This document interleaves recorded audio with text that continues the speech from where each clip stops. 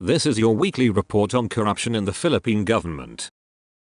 The Rizal Police Provincial Office has launched an investigation into a police officer who was caught on camera riding a motorcycle without wearing any protective gear, which has become viral on social media and earned the ire of netizens. In a statement issued on Saturday, the 21st of February, Rizal PPO Director Colonel Elazar Barber Jr. ordered a probe to identify the policeman as well as the details and context of the incident. The Rizal PPO has a clear policy regarding strict compliance with traffic laws, including the mandatory wearing of helmets in accordance with existing laws and internal regulations of the Philippine National Police, Barber said. If violations are proven, we will not hesitate to impose appropriate administrative sanctions in accordance with existing regulations. Our ranks are expected to be an example of discipline, integrity, and compliance with the law at all times, especially to the public, he added. The director explained that any means of violating the law is unacceptable, especially to the police force, noting that each and every Rizal policeman is expected to be a role model of following the law and maintaining discipline.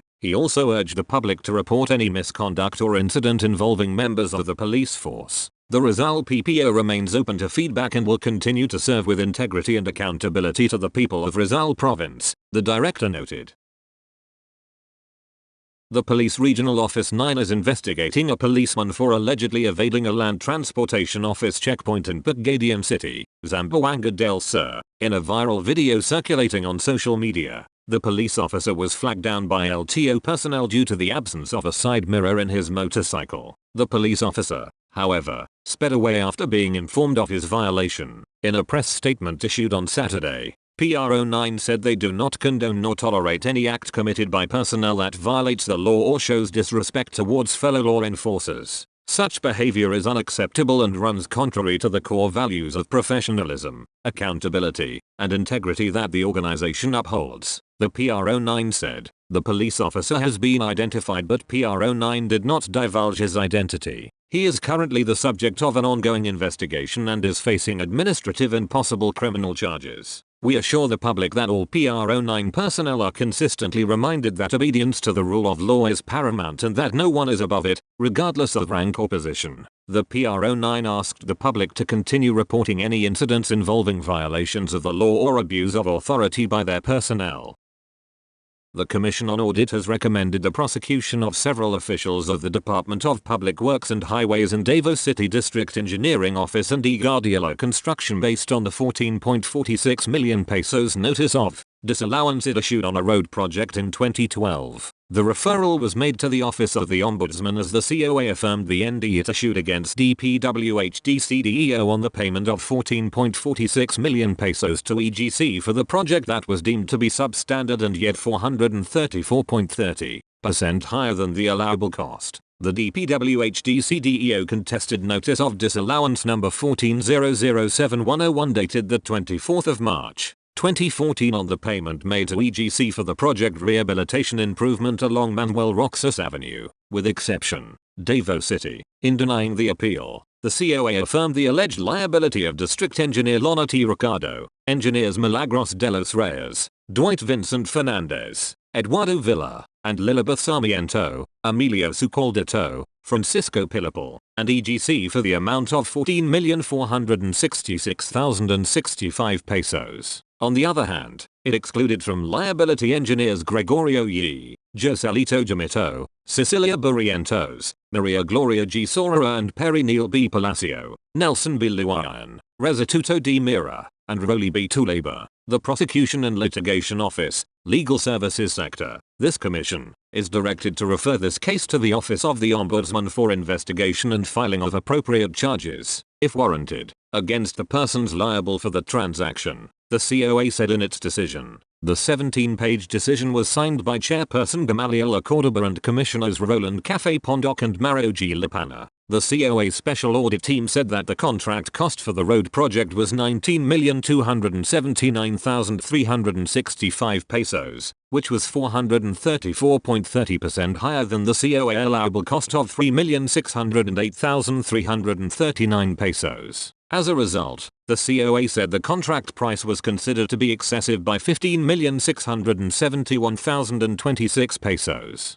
Despite the high contract cost, the COA said its SAT discovered that the as-built plans failed to comply with the planning standards set by the DPWH, as they did not indicate measurements and landmarks. Actual inspection of the project also revealed that most rails, bolts, nuts, and washers were rusty, and the road signs and pavement studs were likewise found to be substandard, it said. While the DPWH said that 267 sets of guardrails were installed, the SAT countered that the said guardrails were already installed even before commencement of the project. District Engineer Ricardo filed the appeal and argued that their right to due process of law was violated, as the SAT report was only furnished to them after the issuance of the ND. The appeal pointed out that the SAT did not conduct an exit conference prior to the issuance of the ND, and that the ND did not contain detailed computation of the disallowed amount. The COA ruled that the appeal lacked merit. It explained that an exit conference is conducted after completion of the audit on the field, wherein the auditors discuss the findings with key officials of the agency. It is the culminating activity of the execution phase of the audit. It is not a prerequisite for the issuance of an ND, the COA explained. It pointed out that an ND may be issued as often as disallowances are made by the auditor to notify the agency head, the accountant, and the persons liable for the amount disallowed in the audit. It noted that the ND was issued after hearing the arguments and justifications of the DPWH DCDEO. The Commission affirmed the propriety of the issuance of the ND and stressed that the evidence to support overpricing is not limited to sales invoices or official receipts. It said that the findings of overpricing may be supported with canvas sheets or price quotations. The Sandigan has affirmed its decision that convicted former Quezon City Administrator Alden C. Cano of graft in the 25.3 million pesos solar power and waterproofing contract for a city building in 2019. In its resolution issued last the 19th of February, the Anti-Graft Court's 3rd Division upheld its the 12th of December 2025 decision, which sentenced Cano to 6 to 8 years imprisonment with perpetual disqualification from holding any public office and loss of all retirement or gratuity benefits. Cano filed his motion for reconsideration on the 5th of January 2026. He alleged that the court failed to appreciate that the acceptance and inspection report of the General Services Department was the document issued by the Quezon City government that finally accepted the project from the contractor, Signet Energy and Power Asia Incorporated, and not the acknowledgement receipt for equipment and sub-acknowledgement receipt for equipment. He also alleged that the criminal indictment only charged him on the ground of his issuance of an undated certificate of acceptance, and he was not charged for his signature in the ARE, sub-ARE, and disbursement voucher. The Anti-Graft Court denied his motion. Here, the variance between the undated certificate of acceptance vis-a-vis the ARE, sub-ARE, and initials in the disbursement voucher did not materially impair Cano's right to prepare his defense, it said. It also said that contrary to Cano's assertion, he was able to sufficiently defend himself, even testifying as to the validity of the ARE, sub-ARE, and his initials in the disbursement voucher. The court stressed that Cano should have been aware that the net metering is a requirement under the supply and delivery agreement, and he could not blame his subordinates and claim good faith when he signed the undated certificate of acceptance, ARE, sub-ARE, and disbursement voucher. Cano failed to raise any profound arguments and legal and factual basis to counteract the court's findings that he gave unwarranted benefits and advantages to Signet through his gross inexcusable negligence. It pointed out, the 13-page resolution was written by Associate Justice Ronald B. Moreno with the concurrence of Chairperson Associate Justice Colby Miranda and Associate Justice Fritz Brin Anthony M. de los Santos. While Cano was convicted, his co-accused, former Quezon City Mayor Herbert Bistek Bautista, was acquitted of the same charge due to the failure of the prosecution to prove his guilt beyond reasonable doubt. Bautista and Cano were initially accused of making the full payment to Signet Energy and Power Asia Inc. for the supply and installation of solar power system and waterproofing works for Civic Center building worth 25,342,359 pesos. The prosecution said Signet was not entitled to the said amount due to its failure to get the net metering system from the Manila Electric Company, which was a requirement of the supply and delivery agreement. Cano was convicted because he signed the acknowledgement receipts for equipment and initialed the disbursement voucher despite the lack of the required net metering system. The Department of the Interior and local government has filed administrative charges against 12 former and active officials of the Bureau of Fire Protection for their alleged involvement in the illegal recruitment and inspection irregularities. In a statement, the DILG said those charged include BFP personnel in Eastern Visayas, Northern Mindanao and Calabarzon. The DILG noted that in BFP Region 8, 4 former senior officials were charged for their alleged involvement in a slot for sale scheme during the 2025 Fire Officer 1 recruitment. Reports disclosed that the applicants were allegedly required to pay between P400,000 to 800,000 pesos in exchange for guaranteed inclusion in the final recruitment list. All 4 respondents have been placed under 90-day preventive suspension to prevent interference and protect the integrity of the proceedings, the BFP said. Likewise, the DILG noted that 6 BFP Region 10 officials have also been formally charged for recruitment irregularities, including the approval of applicants without required medical, physical and dental clearances and the failure to properly release examination results. The issuance of preventive suspension orders will be resolved upon evaluation of their submitted answers, the DILG added. In BFP Region 4A, the DILG said that 2 personnel were charged for alleged irregularities in fire safety inspection practices, involving violations of established inspection protocols. The DILG also pointed out that administrative proceedings are underway against a BFP Region 1 fire officer for allegedly demanding 90,000 pesos in exchange for facilitating a recruitment slot. A formal charge has been issued along with an order of preventive suspension for 90 days, the DILG said. Currently, the DILG task force overseeing accountability measures within the Bureau of Fire Protection has received approximately 40 complaints, 21 of which have already been referred to the Criminal Investigation and Detection Group for investigation and case build-up. The DILG reiterated that these actions form part of a sustained effort to enforce accountability, uphold merit-based recruitment, and restore public trust in the BFP.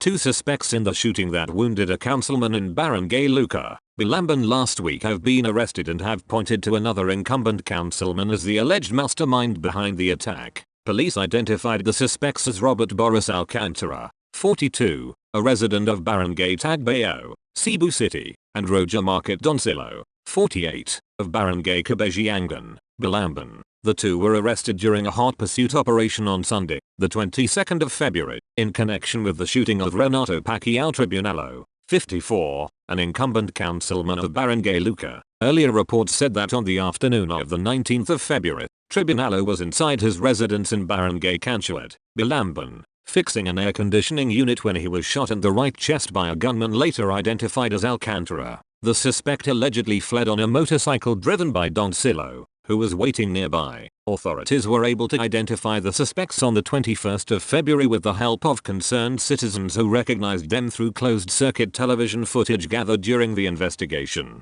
On the 22nd of February, police first arrested Alcantara around 5 p.m. at his residence in Barangay Tagbayo, Cebu City. 2 hours later, Doncillo surrendered to authorities in Barangay Luceran, also in Cebu City. A third individual, identified as 21-year-old John Lloyd Leeson Medio of Barangay Cabejiangan, Balamban, was also arrested for allegedly attempting to obstruct the hot pursuit operation. In an interview over XFM Cebu 88.3, Alcantara and Doncillo admitted their participation in the shooting, claiming they were promised 30,000 pesos for the job. Alcantara alleged that he was ordered by another incumbent councilman of Barangay Luca, whose name the Freeman withheld pending his reaction, to shoot Tribunalo. He said Doncillo accompanied him as the motorcycle driver during their escape. According to Alcantara, they only received 2,000 pesos as down payment and were not paid the remaining amount because they failed to carry out the alleged instruction to kill the victim. We have not received anything because the work has not been completed.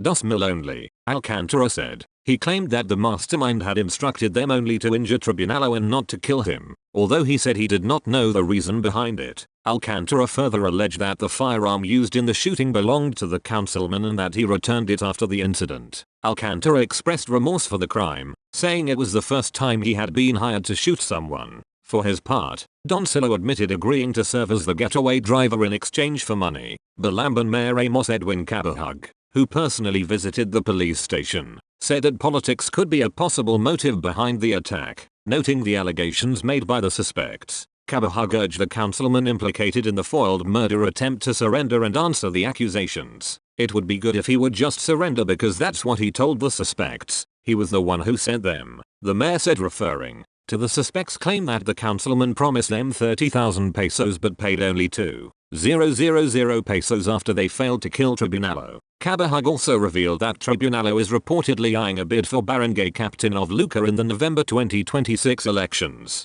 He noted that the victim previously served as the first councillor of the barangay. The mayor called on aspiring candidates in Balamban to uphold peace and fairness as the barangay elections approach. I wished for the chance to run in politics so that such an event would not happen here in Balamban where we would kill each other.